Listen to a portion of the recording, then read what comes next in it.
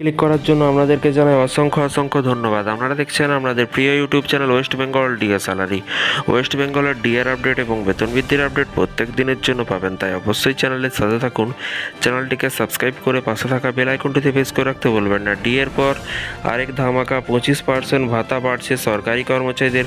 পুজোর আগেই কিন্তু লটারি, বিরাট বড় আপডেট। সামনে দুর্গাপুজো,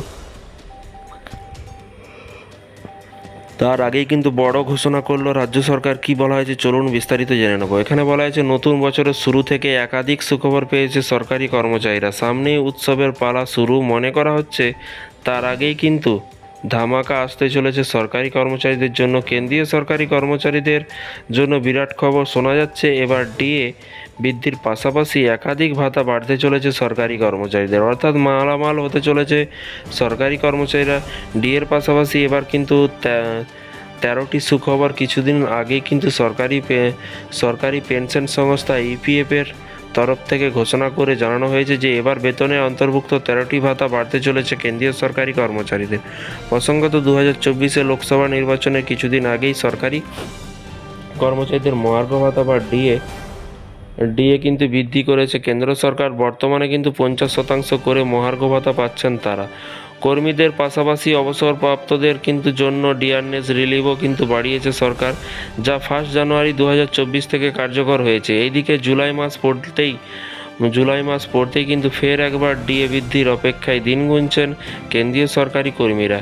এরই মাঝে কিন্তু এবার 13টি খাতে কিন্তু ভাতা বৃদ্ধি হতে চলেছে কেন্দ্রীয় সরকারি কর্মচারীদের। ইতিমধ্যে 50% পৌঁছেছে মহার্ঘ ভাতা বা ডিএ। নিয়ম অনুযায়ী কিন্তু ডিএ 50% পৌঁছানোর এবার কিন্তু সরকারি কর্মচারীদের বাড়বে কিন্তু বেতন। ডিএর পাশাপাশি বাড়ি ভাড়া ভাতা, এইচআর, শিক্ষা, পরিবহন ভাতার মতো কিন্তু মোট 13টি ভাতা বাড়তে পারে, অর্থাৎ লাফিয়ে বাড়বে বেতন। গত জুলাইয়ের 4 তারিখ এমপ্লয়ি প্রভিডেন্ট ফান্ড অর্গানাইজেশনের একটি সার্কুলার জারি করে জানিয়েছে যে এইচআরএ এবং পরিবহন ভাতা, বাসস্থান, ডেপুটেশন এবং স্পিড ডিউটি, ট্রান্সপোর্টেশন এবং খাবার, নিজস্ব গাড়ি, ট্যাক্সি, অটোরিকশা এবং নিজস্ব স্কুটার, পোশাক ভাতা এবং ডেপুটেশন ইত্যাদি মিলিয়ে মোট 13টি ভাতা বাড়াতে চলেছে। ওইদিকে নিয়ম অনুযায়ী কিন্তু বছরে দুবার নিজের কর্মচারীদের ডিএ বৃদ্ধি করে কেন্দ্রীয় সরকার।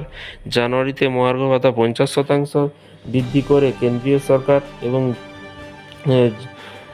জানুয়ারিতে মহার্ঘ ভাতা 50% পৌঁছেছে। জুলাইতে ফের বাড়বে ভাতা। 1 জুলাই থেকে কিন্তু মহার্ঘ ভাতা সংশোধিত হতে, অর্থাৎ ডিএ বৃদ্ধি করা হবে। যদিও সেপ্টেম্বর অক্টোবরে এই ঘোষণা করা হয়ে থাকে, তবে তা কিন্তু জুলাই থেকেই কার্যকর করা হবে। তবে এবার কত শতাংশ বাড়বে সেই নিয়েই কিন্তু তুঙ্গে উঠছে জল্পনা।